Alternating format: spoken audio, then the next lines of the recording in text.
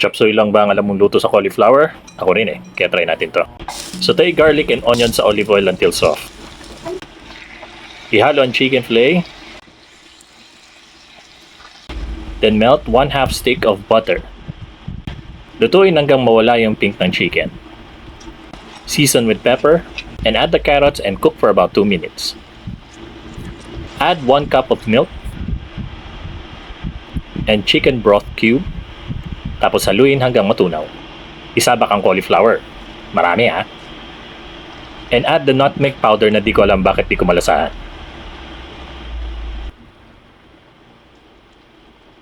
Ihalo ang water with cornstarch para pampalapot. Let it simmer hanggang maging medyo creamy. Wait, hindi pa yan tapos. Lagay natin sa baking dish kasi bake nga eh. Top with easy melt cheese to the max. Then pop in the oven at medium heat for 10 minutes. Then boom! Sarap! Cheesy, creamy, and savory na almost similar sa curry pero hindi.